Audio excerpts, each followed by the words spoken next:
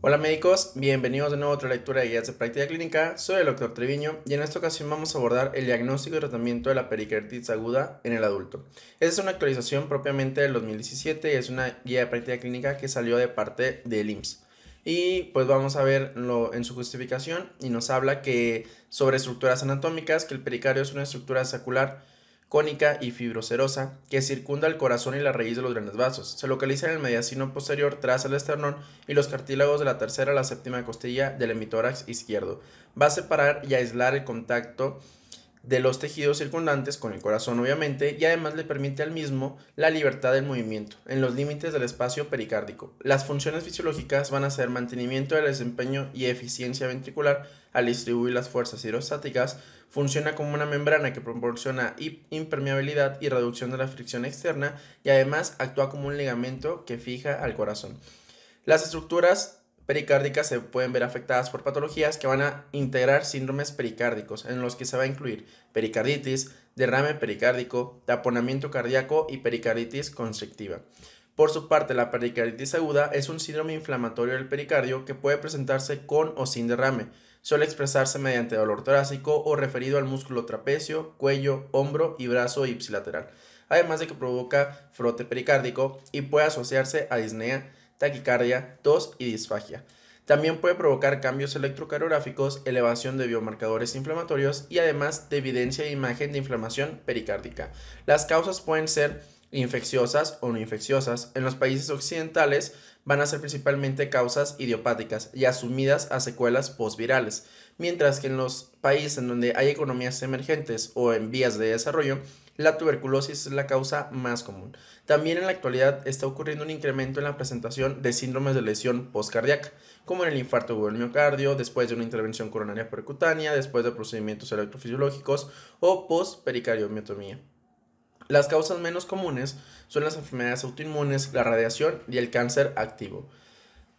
Se debe clasificar obviamente a la pericarditis por su etiología, gravedad y la cronicidad que ha tenido el paciente. Y también una de las cosas importantes es las complicaciones. Esas pueden ser directas, como la extensión inflamatoria al miocardio, y para que esto ocurra hay ciertos factores de riesgo predisponentes, como la adolescencia, el sexo masculino, la fiebre, arritmias y la elevación del segmento ST. La pericarditis aguda es la presentación más común de todos los síndromes pericárdicos y cuando se trata con la medicación antiinflamatoria adecuada, la mayoría de los síntomas van a resolver benignamente en días a semanas. 15% de los pacientes pueden llegar a sufrir compromiso miocárdico, que se conoce como miopericarditis, y del 1 al 2% pueden llegar a desarrollar taponamiento cardíaco. Entonces, esto quiere decir que en los episodios agudos hay que tratar bien a los pacientes para evitar el desenlace de estas patologías. Ya nos vamos a entrar de lleno con la guía y nos dice, ¿cuáles son las clasificaciones de utilidad clínica para el diagnóstico y el tratamiento? Aquí es importante saber que podemos clasificarla de acuerdo al tiempo de evolución y de acuerdo a la etiología. Por su tiempo conocemos a la pericarditis aguda como aquellos pacientes que acuden de primera vez con los siguientes síntomas o signos, que tengan dolor pericárdico, frote pericárdico, cambios electrocardiográficos, que tengan derrame pericárdico o evidencia adicionales de inflamación, como los marcadores, que es el PCR, la BCG, la leucocitosis, o que tengan evidencia por imagen de que ocurre inflamación, que puede ser dada a través de la tomografía o por resonancia magnética. La incesante va a ser aquella pericarditis que va a durar más de 4 a 6 semanas, pero menos de 3 meses sin haber tenido una remisión. La recurrente es aquella que existe una pericarditis después del primer episodio documentado que haya resuelto, o sea, quiere decir, le dio pericarditis al paciente, no fue incesante, fue una pericarditis que duró menos de 4 semanas, el paciente se alivió y nuevamente llega a tener otra pericarditis. Todo esto en un intervalo de 4 a 6 semanas. Y la crónica va a ser aquella pericarditis que dure más de 3 meses. La presentación clínica de la pericarditis aguda va a ser variada y esta va a ser dependiente de la etiología que presenta el paciente. Si es infecciosa, puede presentarse con signos y síntomas de infección sistémica como fiebre y leucocitosis. Si es por un proceso viral, pues obviamente va a tener el antecedente que tuvo una infección de vías respiratorias altas o que tuvo síntomas gastrointestinales. Si es por enfermedad autoinmune o proceso neoplásico, los signos y síntomas pues van a ser específicos de ese proceso subyacente o bien puede llegar a presentar una pericarditis incesante recurrente. mientras que su clasificación etiológica pues va a ser infecciosa y no infecciosa. Y como ya comentamos, en países desarrollados, etiología viral. En países en vías de desarrollo, Mycobacterium tuberculosis. Y en países en donde sea endémico el VIH, pues también el VIH suele ser la causa más frecuente. El diagnóstico, ¿cómo lo realizamos?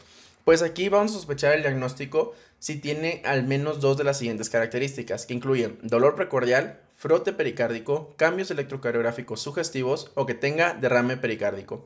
Para hablar de dolor precordial, pues se presenta este en el 95% de los casos, es agudo, localizado en la cara anterior del tórax, que puede irradiarse hacia los hombros, se va a exacerbar con la tos, con la respiración y va a mejorar si el paciente se inclina hacia la zona anterior del tórax. El frote pericárdico pues va a estar presente en el 20 al 35% de los pacientes y va a ser un sonido superficial de roce, que va a ser mejor escuchado con el diafragma del estetoscopio cerca del borde external izquierdo con una sensibilidad del 95%.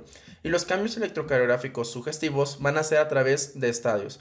En el primero, en el estadio 1, vamos a tener que ocurre de los primeros días hasta 2 semanas, presente en el 60-80% de los pacientes y clásicamente se describe una elevación difusa del segmento ST en múltiples derivaciones que usualmente es cóncavo, que tiene una depresión del segmento PR, que usualmente es en las mismas derivaciones en donde existe esta elevación del ST, y además va a haber cambios recíprocos en las derivaciones ABR y B1. En el estadio 2, que se presenta en la primera y tercera semana, va a haber resolución de las anormalidades del PR y del segmento ST. También va a haber alteraciones no específicas de la onda T, como disminución o aplanamiento. En el estadio 3, que se presenta en la segunda o tercera semana, vamos a tener ya una onda T negativa que va a ser asimétrica. Mientras que en el estadio 4, que es más de 3 meses, va a haber normalización del segmento PR, segmento ST y de las ondas T. La evaluación típica electrocardiográfica se presenta en el 60% de los pacientes. Otra característica clínica que pueden presentar es el derrame pericárdico. Este está presente en el 60% de los pacientes, pero su ausencia no va a excluir el diagnóstico. Y este derrame pericárdico puede evolucionar en 1 a 2% de los pacientes hasta taponamiento cardíaco. También el derrame pericárdico se va a clasificar por ecocardiografía por el tamaño del mismo. Leve si es menor de 10 milímetros, moderado de 10 a 20, severo más de 20 milímetros y muy severo si es más de 20 milímetros y tiene compresión cardíaca. Para esto vamos a utilizar una clasificación que se conoce como clasificación de Horowitz, que la vamos a ver al final del video. El derrame pericárdico se clasifica por su distribución como circunferencial o loculado. Y vamos a hablar ahora con los estudios paraclínicos de elección que podemos solicitar en los pacientes. Dentro de la evaluación general, pues hay que pedir exámenes séricos generales que incluye biometría hemática, química sanguínea y tiempos de coagulación. Radiografía de tórax posterior y anterior y lateral. Marcadores de inflamación sérico, en donde se incluye PCR y BCG. Marcadores de lesión miocárdica, como la creatinina fosfoquinasa en su fracción MB y las troponinas, ecocardiograma transtorácico y si ya estamos sospechando sobre etiologías específicas, pues ADA, que es la desaminasa de adenosina en caso de TB, anticuerpos antinucleares en caso de que estemos sospechando de un origen autoinmune y serología para VIH si es lo que estamos sospechando. Pero a todos los pacientes, sí o sí, la guía nos recomienda que les hagamos electrocardiograma, radiografía de tórax posterior anterior y lateral y ecocardiograma transtorácico. Las causas específicas como neoplasias o infección por VIH van a corresponder a 5% de los pacientes, pero cuando ya estamos ante pericarditis recurrentes o incesantes, las causas inmunológicas pueden corresponder hasta más del 50% de los mismos. Se recomienda, una vez realizada la pericardiocentesis, que más adelante vamos a comentar sus indicaciones, solamente cuando existe una sospecha clínica para pericarditis bacteriana, tuberculosa, fúngica o maligna, se va a enviar el líquido pericárdico a estudio citoquímico y donde se van a hacer las secciones especiales, ya sea VAR, Gram, Papa Nicolau y cultivos y o determinaciones con reacción de cadena de la polimerasa, como en el caso de que estamos sospechando de tuberculosis. También, si estamos sospechando de pericarditis tuberculosa, pues se le puede hacer tinción de Ciel-Nielsen o VAR, determinación de actividad de la ADA, cultivo para micobacterias, la reacción en cadena de polimerasa para Mycobacterium tuberculosis. Y todo esto, pues obviamente, del líquido pericárdico. Los niveles de actividad de la ADA, cuando son más de 40 unidades sobre litros en el líquido pericárdico, van a ser diagnósticos con una sensibilidad de 88% y una especificidad de 83% para tuberculosis pericárdica y además van a tener un valor pronóstico para constricción pericárdica.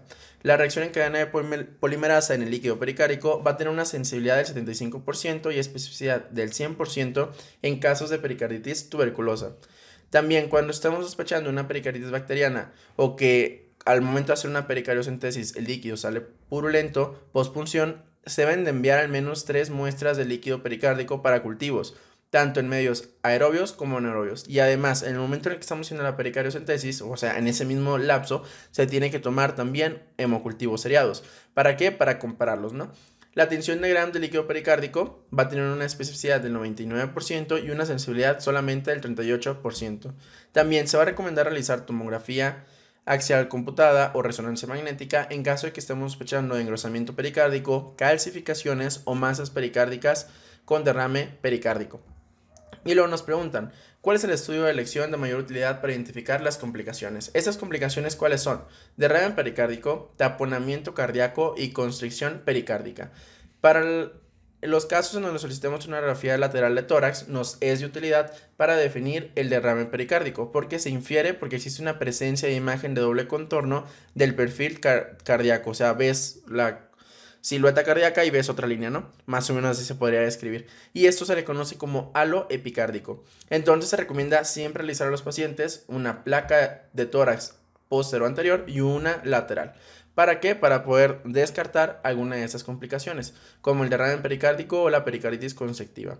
También, en aquellos pacientes donde estamos sospechando de un taponamiento cardíaco, la realización del ecocardiograma y la evidencia de un colapso de la aurícula derecha que excede más de un tercio del ciclo cardíaco va a tener una sensibilidad cerca del 100% para hacer el diagnóstico. Y además hay otros hallazgos ecocardiográficos para la complicación de pericarditis constrictiva, donde va a ser el movimiento septal paradójico, la velocidad de la onda E por Doppler tisular del septum interventricular mayor de 0.8, que el flujo diastólico reverso de las venas pulmonares con una relación de 0.78 y que ese tiene una sensibilidad de 87% y una especificidad del 91%. Y nos dice que los últimos dos hallazgos, que es la velocidad de la onda E y el flujo diastólico reverso, van a tener una sensibilidad del 97% para poder hacer el diagnóstico de pericarditis constrictiva. La TAC, por su parte, nos va a ayudar a diferenciar qué tipo de derrame pericárdico estamos observando, de acuerdo a las unidades de Hounsfield. Si es menos de 10 unidades, hablaríamos de un trasudado, y si es de 20 a 60 unidades, podríamos sospechar de un exudado.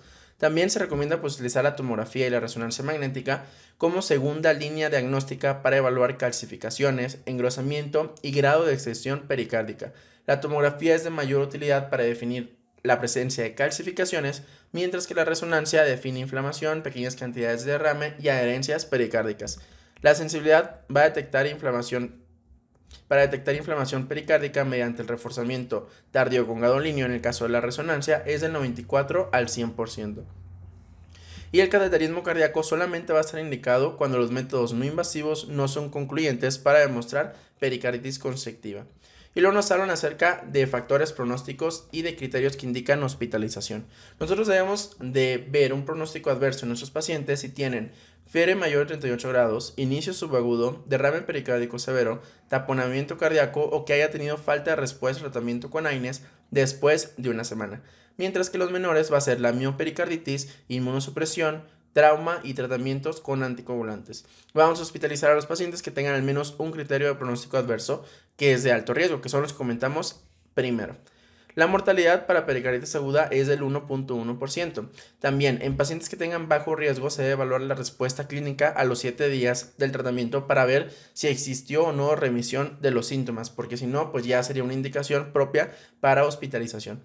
También, del 15 al 30% de los pacientes que tienen pericarditis aguda de causa idiopática desarrollan una pericarditis recurrente o incesante, sobre todo aquellos pacientes que no se les dio un tratamiento médico correcto con AINES y colchicina. Se recomienda también determinar los niveles de leucocitos y PCR a los 30 días de inicio del tratamiento para definir la respuesta al tratamiento farmacológico. Los pacientes que tengan pericarditis recurrente deben tener seguimiento después de 1 a 2 semanas y un mes para evaluar la respuesta al tratamiento, solicitando cuenta leucocitaria, creatinina, biomarcadores de necrosis miocárdica, PCR, transaminasas y ecocardiograma. 15% de los pacientes con pericarditis se complican con miopericarditis. El derrame pericárdico crónico, que es aquel que es más de 3 meses de evolución, tiene del 30 al 35% de riesgo de progresión a taponamiento cardíaco. La mortalidad de los pacientes con pericarditis bacteriana que no reciben tratamiento es del 40%, debido a causas como taponamiento cardíaco, sepsis y constricción. También existe diferentes niveles de riesgo para el desarrollo de pericarditis constrictiva. El bajo, que es menos del 1% de riesgo, es en aquellos pacientes que desarrollaron una pericarditis de causa viral o idiopática. Intermedio, del 2 al 5% de riesgo, es aquellos que tienen origen autoinmune u origen neoplásico. Y el alto, que es hasta el 20 al 30% para aquellos que tienen pericarditis purulenta o bacteriana, especialmente si hablamos de pericarditis tuberculosa. Y luego nos preguntan, ¿cuáles son las indicaciones para pericardiocentesis, biopsia y pericardioscopía? La pericardiocentesis pues nos dicen que es de utilidad tanto diagnóstica como terapéutica y se recomienda realizar en casos de derrame pericárdico en que se deba precisar la etiología diagnóstica, como taponamiento cardíaco o que exista sospecha de una pericarditis infecciosa. Además, la pericardioscopía con toma de biopsia del pericardio visceral o parietal se recomienda en casos en los que debe precisarse con detalle la etiología, cuando no existe una respuesta terapéutica adecuada, por ejemplo en las pericarditis recurrentes o en las crónicas. El tratamiento, ahora vamos a hablar de los medicamentos que utilizamos de primera línea. Se recomienda, como ya sabes que siempre tenemos farmacológicos y no farmacológicos. En los no farmacológicos que exista restricción del ejercicio, al menos hasta la resolución de los síntomas y la normalización del electrocardiograma, de la PCR y de los cambios ecocardiográficos. En caso de que tengamos atletas, se debe recomendar la suspensión del ejercicio por al menos 3 meses hasta la resolución de los síntomas. La aspirina y el AINE, como puede ser ibuprofeno, indometacina o naproxeno, sumados a la colchicina, son fármacos de primera elección para el tratamiento de la pericarditis aguda por sus efectos antiinflamatorios. Entonces se recomienda como tratamiento de primera línea el uso de ácido acetilsalicílico o AINE más la colchicina, con adición de un gastroprotector. Se recomienda una dosis de ácido acetilsalicílico de 750 miligramos a 1 gramo cada 8 horas por 1 o 2 semanas. Posteriormente, la dosis se debe disminuir de 250 a 500 miligramos cada 1 a 2 semanas hasta completar de 4 a 6 semanas. Y también la dosis recomendada de colchicina es de 0.5 miligramos cada 24 horas en sujetos de menos de 70 kilos y 0.5 miligramos cada 12 horas en sujetos de más de 70 kilos. La dosis recomendada de indometacina es de 25 a 50 miligramos cada 8 horas por 1 a 2 semanas y posterior disminuir la dosis en las siguientes 3 a 4 semanas. No se recomienda realmente el uso de los esteroides como primera línea de tratamiento, solamente en casos de que exista contraindicación clínica o falla en el tratamiento inicial, que es con AINE y colchicina, o cuando ya hayamos excluido que la etiología no es infecciosa. Y en estos casos pues se recomienda dosis bajas de esteroides como prednisona 0.2 a 0.5 miligramos por kilo por día, hasta la resolución de los síntomas, y reducir de forma progresiva, no se te olvide, la dosis en las primeras 2 semanas hasta 4 a 6 semanas. ¿Qué hacemos si estamos ante una pericarditis recurrente? Pues ya sabes, se presentan el 20 al 50% de los casos de pericarditis aguda, principalmente en aquellos de origen infeccioso. Y aquí el tratamiento es con AINES o aspirina más colchicina y se considera como terapia de primera línea en la pericarditis recurrente y se recomienda su intensificación a dosis plenas si son tolerados por parte del paciente, aunado a la restricción de la actividad física. La terapia con colchicina por más de 6 meses debe considerarse en algunos casos en donde exista buena respuesta clínica. En casos de que la respuesta sea incompleta, pues podemos utilizar como tratamiento de segunda línea, pero siempre utilizándolo como una terapia triple, los corticosteroides. O sea, quiere decir que a nuestro paciente le vamos a dar AINE o ácido acetilsalicílico más colchicina más el esteroide. Y obviamente se debe evitar si tienen infección, y en estos casos se recomienda que la reducción del esteroide sea gradual y lenta. Un pico crítico de recurrencia se va a presentar una dosis de 10 a 15 miligramos por día de prednisona, por lo que en este punto el descenso debe ser aún más lento. Y ya como tercera línea de tratamiento vamos a tener a los fármacos como la atropina, los inmunomoduladores, los antivirales y la anaquirina, que esta última es un antagonista recombinante de la interleucina 1 beta. Y ya como cuarta línea de tratamiento y como último recurso disponible que tenemos es la pericardioectomía. Y esta se debe realizar solamente después de una terapia médica no exitosa. O sea que hayamos llegado hasta la tercera línea de tratamiento y no conseguimos resolver la sintomatología del paciente.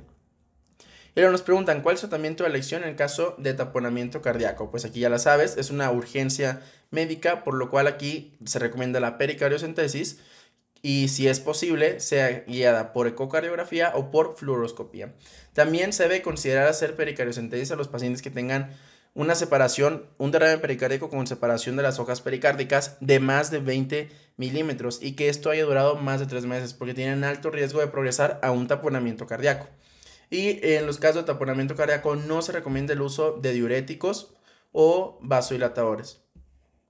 Y en los casos de pericarditis constrictiva, ¿cuál es el tratamiento? Pues ya comentamos el riesgo que tienen de presentar una evolución de una pericarditis aguda, una pericarditis constrictiva, de acuerdo a la etiología. Y la piedra angular aquí es la pericardiectomía.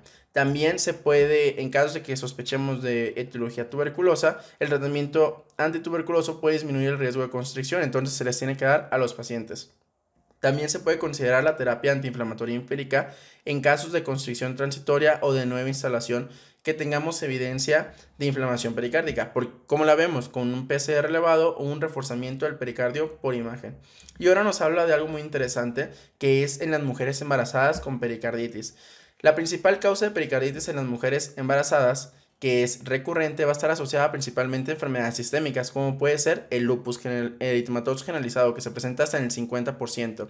La manifestación más común de afección pericárdica va a ser el derrame pericárdico focal, el cual se desarrolla principalmente en el tercer trimestre en aproximadamente el 40% de los embarazos, usualmente como un derrame benigno y discreto.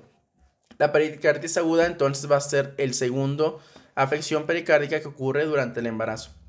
Las características de alto riesgo de pericarditis en el embarazo van a incluir pues la fiebre mayor de 38 grados, inicio subagudo, derrame pericárdico severo, taponamiento cardíaco o falta de respuesta de tratamiento a la aspirina o el AINE.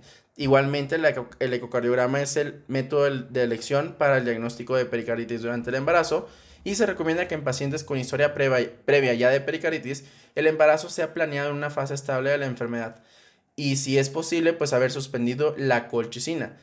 O que ésta se haya cambiado por aspirina o prednisona, o que no tome inmunomoduladores por al menos 3 meses antes del embarazo.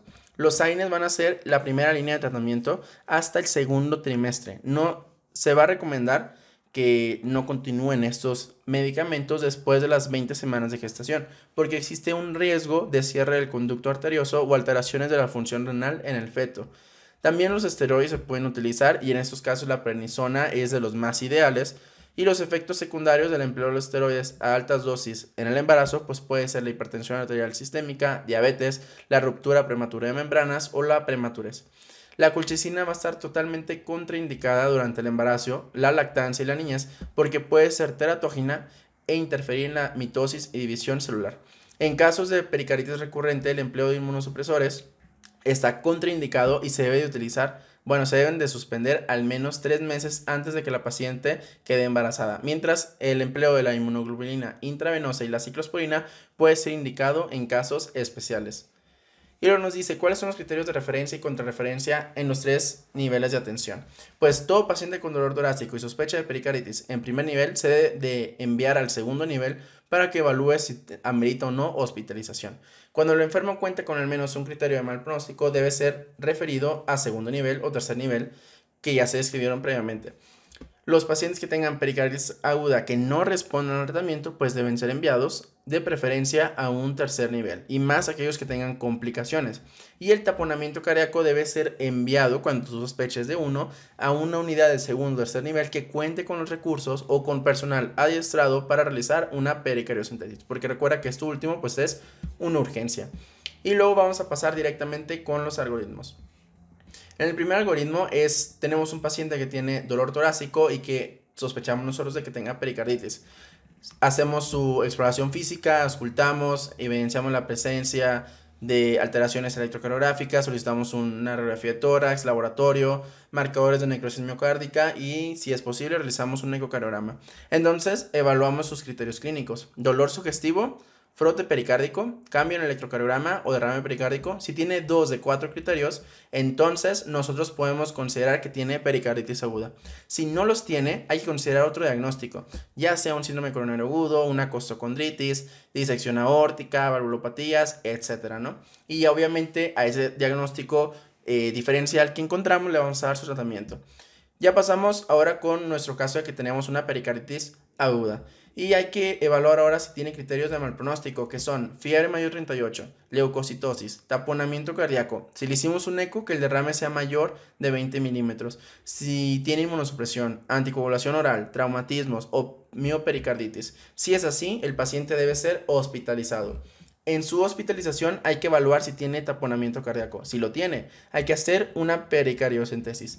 Pero si durante su hospitalización hacemos un eco, no tiene taponamiento cardíaco, y el paciente tampoco tiene criterios de mal pronóstico ya en su aspecto cuando lo está recibiendo apenas, vamos a dar tratamiento médico, que recuerda es restricción del ejercicio, AINE más colchicina. Y hay que también evaluar si tiene indicación para uso de esteroides, como puede ser enfermedad reumatológica definitiva, patología autoinmune, intolerancia a AINE o que tengan contraindicación para los AINES. Si tenemos una respuesta clínica favorable de 4 a 6 semanas, pues entonces hay que evaluar la normalización del electrocardiograma, ver el ecocardiograma y el PCR. Si todo está normal, se le debe dar un seguimiento durante 3 meses y el egreso del paciente. Si no existe normalización o no tenemos respuesta clínica favorable después de 4 a 6 semanas, estaríamos hablando de una pericarditis recurrente. Y nos vamos con el siguiente algoritmo. Pericarditis recurrente. Cumple criterios de pericarditis recurrente. Fiebre persistente, frote pericárdico, cambios electrocardiográficos, derrame pericárdico, leucocitosis o persistencia de elevación de BCG y PCR. Si es así, pues vamos a intensificar el tratamiento con AINES a dosis plena más colchicina por 6 meses y hay que restringir la actividad física. ¿Tenemos una respuesta clínica favorable? Bueno, nuevamente vemos su electrocardiograma, su ecocardiograma y su PCR. Si todo está normal, se le da seguimiento por consulta externa. Si no tenemos respuesta clínica favorable o si nosotros vemos el electrocardiograma y está normal, el ecocardiograma está normal, la PCR sigue normal, pues entonces tenemos que el paciente está continuando con múltiples recaídas y aquí hay que considerar la triple terapia de tratamiento, que es esteroides. Entonces le daríamos al paciente AINE o aspirina, colchicina más esteroides y hay que evaluar si tiene una respuesta clínica favorable. Si es así, pues el seguimiento se da por consulta externa. Si no mejora, pasamos a tratamiento de tercera línea con inmunosupresores como la acetropina o la inmunoglobulina intravenosa. Nuevamente valoramos la respuesta clínica. ¿El paciente mejora? Pues el seguimiento se hace por consulta externa. ¿No mejora el paciente? Hay que buscar complicaciones crónicas como la pericarditis constrictiva, que en esos casos hay que hacer una pericardiectomía con toma de biopsia. Y en los casos de derrame pericárdico que sea mayor de 3 meses, que tenga infección bacteriana o que tenga sospecha de tuberculosis, hay que hacer una pericardiocentesis para evaluar ese líquido pericárdico y ver si hay que darle un tratamiento específico. Pasamos ahora con el cuadro de las figuras y nos dice, el primero es hacer que la clasificación de por tiempo de evolución, que si es los síntomas más de 3 meses, hablamos de una pericarditis crónica. Si son de 4 a 6 semanas, una pericarditis incesante. Si la pericarditis es de nuevo inicio, es una pericarditis aguda. El paciente lleva un intervalo de 4 a 6 semanas sin síntomas y nuevamente tiene síntomas. ¿Qué tenemos? Una pericarditis recurrente. Muy bien, doctor. Y luego pasamos ahora con los estadios electrocardiográficos. En el 1 recuerda que es la elevación del ST, que va a ser cóncavo, y la depresión del segmento PR. En el estadio 2 tenemos una resolución de la normalidad del PR y del segmento ST. Este estadio lo puedes encontrar diferente porque en otras bibliografías puedes encontrar que el PR sigue alterado. Pero aquí en la guía nos dice que las dos alteraciones iniciales se remitieron en el estadio 2. Pero aquí en su cambio vamos a tener ondas T alteradas con disminución o aplanamiento. En el estadio 3 ya va a haber inversión de la onda T y en el estadio 4 es cuando el electrocardiograma se encuentra normal. Y las causas más comunes, pues la más frecuente siempre va a ser idiopática hasta en el 60 al 70% y posteriormente tenemos la infecciosa, que principalmente va a ser viral. Ya otras causas son las inflamatorias, autoinmunes, neoplásicas, etcétera, ¿no? Pasamos al siguiente cuadro y ya nos habla acerca de etiologías específicas y pues nada más tenemos viral, bacteriana, fúngica, parásitos y hay otras relacionadas al empleo de ciertos medicamentos, aunque estas últimas son muy infrecuentes. Y ya continuamos con los siguientes cuadros que nos habla acerca de los estudios de imagen que se le tienen que hacer. En los casos de presentación aguda, pues tenemos un derrame pericárdico que involucra miocardio y la constricción miocárdica. Y aquí el tratamiento es con AINES y colchicina. Si es la primera recurrencia, nuevamente damos AINES, pero ahora de semanas a meses, y colchicina por más de 6 meses. En múltiples recurrencias, pues se da triple terapia, como comentamos en el algoritmo: AINE, colchicina y prednisona. Y la colchicina resistente o dependiente de esteroides, pues vamos a dar tratamiento inmunosupresor, ¿de acuerdo? Y en esos casos ya podemos considerar la pericardectomía. Y ya en las pericarditis constrictivas, pues aquí hay que intensificar el tratamiento médico si presenta inflamación, y la pericardiectomía si se evidencia una afección masiva. Y con esto damos por concluido la guía de práctica clínica de pericarditis. Esta es una guía muy importante, realmente me gustó mucho porque creo que aborda todo lo que tienes que saber de pericarditis. Obviamente no se van a meter a hablarte de fisiopatología, aunque en esta guía si lo mencionan hasta te hablan de anatomía del pericardio. La pericarditis es una de las enfermedades que vas a ver mucho si te dedicas a urgencias, en consulta externa, medicina interna, geriatría y todo eso, ¿no? Las vas a ver mucho. Y más que nada tienes que hacer el diagnóstico diferencial, porque todo paciente con dolor torácico te va a llegar a tu consulta por el miedo de que miedo del paciente de tener un infarto. Y tú tienes que tener las habilidades y destrezas clínicas y saber qué estudio solicitar para poder hacer el diagnóstico diferencial y poder dar con casos de pericarditis. Y como viste con el inicio de la guía, si nosotros damos un tratamiento oportuno de las pericarditis, podemos evitar sus complicaciones. Entonces, pues espero que la guía te haya gustado, que te haya gustado la revisión. Y recuerda que estas lecturas de guías de práctica clínica son para tratar de ayudarte a entender estas guías que a veces vienen muy complejas o vienen muy mal redactadas o vienen en totalmente desorden, pero pues aquí tratamos de ordenarla dentro de lo que se puede. Soy el Dr. Treviño, esto es Red Médica Blog y te espero en el siguiente episodio. Chao, chao.